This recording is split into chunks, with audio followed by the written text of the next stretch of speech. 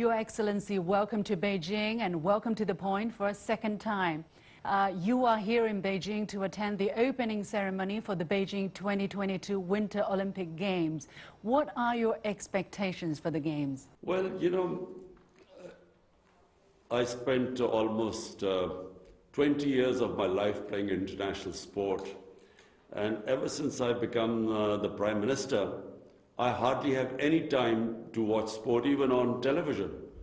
So this is going to be a great a holiday almost, a pleasure to really watch Winter Olympics in Beijing, and I'm really looking forward to that.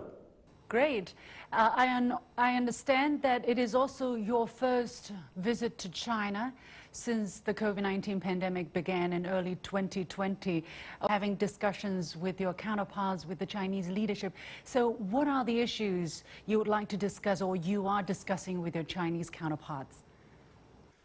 Well, Pakistan and China's relationship is one of those unique relationships that's passed through the test of time. It's gone through all the difficult phases which China has gone through and Pakistan, but our relationship has withstood that time.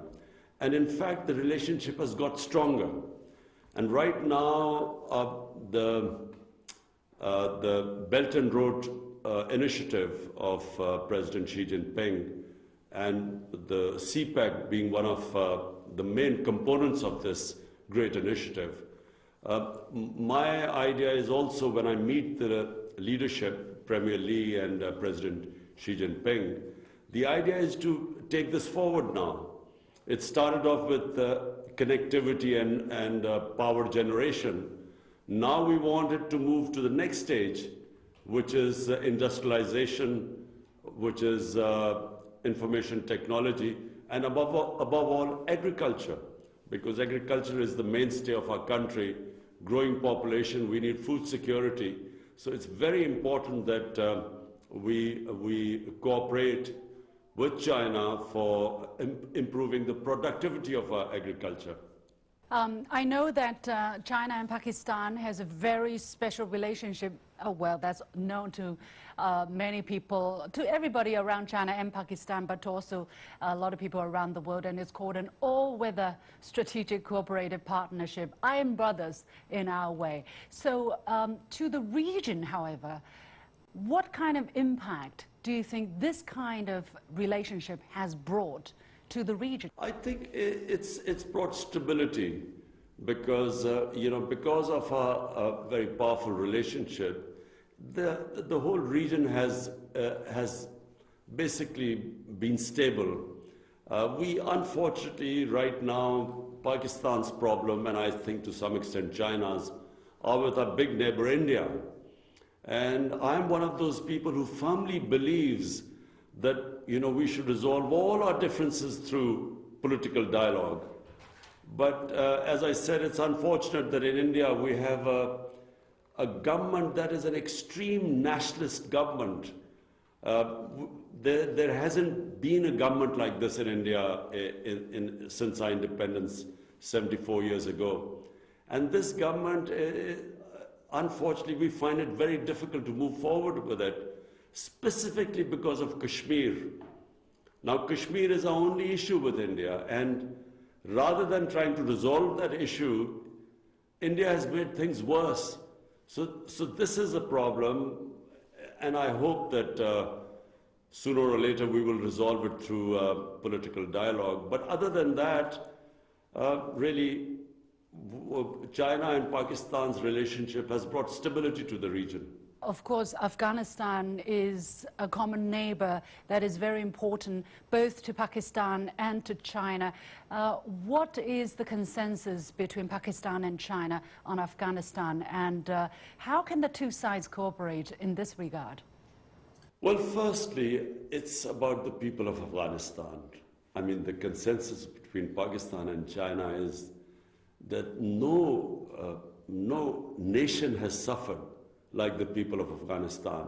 For 40 years, they've seen nothing but conflict. And this is the first time there is chance of peace. because there is no conflict going on right now in Afghanistan. But the problem right now is the prospect of a huge humanitarian crisis, because Afghanistan depended upon foreign aid. Until the Taliban government took over, 75% of the budget of the Afghanistan government came from foreign aid. So once that aid left, the whole government is in a serious state of a crisis. I mean, they cannot deliver the services because they don't have the money, and their foreign exchange reserves have been frozen. So what China and Pakistan, and I think a lot of countries, even the European countries, everyone agrees that somehow likes and dislikes of the Taliban government should be set aside, and the only thing in all our minds should be the almost 40 million people of Afghanistan. Half of them are in a very precarious position of food insecurity. There's a prospect of famine, of starvation, malnutrition. And so we agree that the top priority of everyone should be the people of Afghanistan, 40 million of Afghanistan. And as I said, half of them in an extremely vulnerable stage right now. Indeed, that is the humanitarian concern that also China takes into its heart very much as Pakistan. Let's, of course, come back to talk about the bilateral economic relationship, that is the China-Pakistan Economic Corridor Project, or CPEC, which has brought Pakistan direct investment from China totaling over $25 billion and created quite some jobs over the past 8 years. What do you think is the significance of this project for the economy and development of Pakistan? It's extremely significant because the Chinese investment which came in for connectivity and then of course for power generation came at a very crucial time in Pakistan, because we were facing twin problems. One was we were involved in this war on terrorism, and this war on terrorism cost Pakistan probably more than any other country, apart from Afghanistan. Pakistan suffered more than any other country. We had almost 80,000 people dead, and we had, over $100 billion lost to the economy. Our currency lost half its value. And on top of it, we had two very corrupt governments, which also caused the financial crisis. So therefore, China came in at the most difficult time for us, which is also one of the reasons why there is such love for the people of China, because, a friend in need is one you always remember, a friend who comes in when you really are desperate, and which we were. Now the CPEC is going on to the second stage. And the second stage is, number one, is investment in our industrial zones, so industrialization. Number two, information technology. Pakistan is now giving great incentives for investment into our technology zones. And then number three, I mentioned before, is agriculture, because Pakistan basically is an agricultural country. And we really need help in investment in productivity in our agriculture. So we are already signing MOUs with Chinese companies which will be mutually beneficial. So the Chinese companies will also gain a lot from investment there, and Pakistan will gain from the technology transfer. So CPEC is now in this phase 2. Great news, great news. Good to hear that. I understand that the year 2021 marked the 70th anniversary of diplomatic ties between China and Pakistan. Chinese President Xi Jinping said the two countries should stand together more firmly, promote their all-weather strategic cooperative partnership, and build a closer China-Pakistan community with a shared future in the new era. So what are some areas where China-Pakistan ties can progress in the year 2022, of course, including the projects that you mentioned in CPEC? Well, Pakistan's emphasis, since my government has come in, is on geoeconomics. we have so far concentrated more on geostrategic importance rather than the geoeconomics. And so geoeconomics means my government's priority is to lift our people out of poverty. We have, unfortunately, almost 25% of our population below the poverty line. And the main consideration is to lift them up. And the role model we have in mind is, of course, China. No country in human history has ever lifted so many people out of poverty in such a short space of time as China.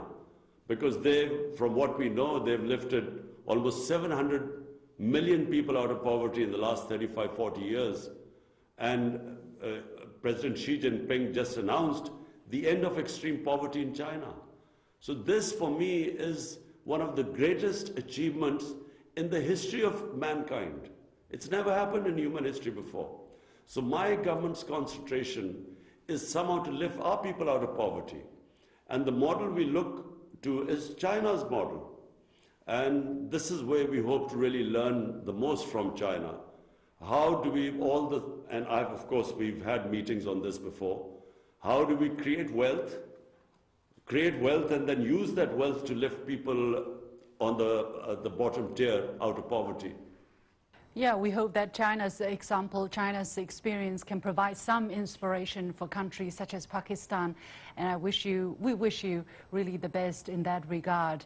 As we talk, we have a lot of things to celebrate, but the world really has been suffering from COVID-19 and the kind of economic downfall that the pandemic has caused to us. So cooperation is extremely important.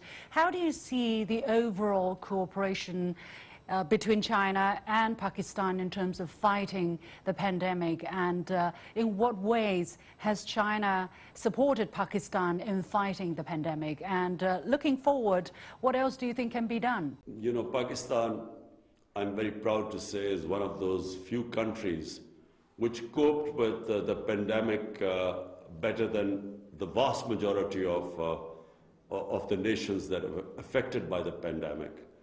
We are considered amongst the top 3 countries which coped with the pandemic best of all. In other words, we saved our economy and we also saved our people from the pandemic. Now, we learned a lot from China because as the pandemic spread, we immediately had very close contacts with China and learned a lot from the experience, because it started in Wuhan city first of all, and then it went to other places. So we were in close cooperation. We learned a lot. We of course got when the vaccines came out, we of course got help from China, other countries too, but China helped us at that critical time. So fortunately, we are very pleased to say that we were one of the few countries that coped with the pandemic better than others. Definitely, we hope that the situation will continue to improve and that we all walk out of this pandemic as soon as possible. Finally, in between China and Pakistan, we are good brothers, but Pakistan also has good relationship with other countries, and Pakistan and the United States are also good friends, let's say. But some media are saying that Pakistan-US ties would face challenges due to rising tensions between China and the United States. What is your comment? My comment is that the world does not need another Cold War. The world should not go through the situation where it's divided into 2 camps. And it does not benefit anyone. In fact, everyone suffers. But people gain if there's cooperation between the countries. We saw, in my lifetime, I saw the European Union came into being, and then we saw the standard of living of the entire European countries go up. So what I would say is that I hope that this does not escalate into another Cold War where we have to choose sides. We have good relationships with the US. We have probably what we call iron brother relationship with China. And we do not want there to be a situation where Pakistan has to say, look, if you are with China, then you have to cut off your relationship with other countries. In fact, what we want is Pakistan to play the role which it played in 1970 when Pakistan was instrumental in getting the United States and China together. The famous visit of Dr. Henry Kissinger was organized by Pakistan. So we hope to play that role. And my priority in Pakistan are the 220 million people in my country. And the only way my country, I will get my people out of poverty, the bottom tier out of poverty, is if we have economic well-being. And economic well-being comes with stability and peace. So if you have conflicts, the first thing that gets affected is your economy. And that's the last thing we want. Indeed, peace is the message and is the aspiration for the whole world. Finally, Your Excellency, if you were to give a message to the Chinese people who are watching this, who love Pakistan as much as the other way around, what would it be? Well, I want to wish the people of China happy Lunar Chinese New Year. And of course, it's the year of the tiger, which is my favorite animal. So I hope, this coming year brings peace and prosperity to China and the rest of the world. The same wishes from the Chinese people to the people of Pakistan, to you personally as well. Thank you so much, Your Excellency, Prime Minister of Pakistan, Imran Khan, for accepting this interview. All the very best to you.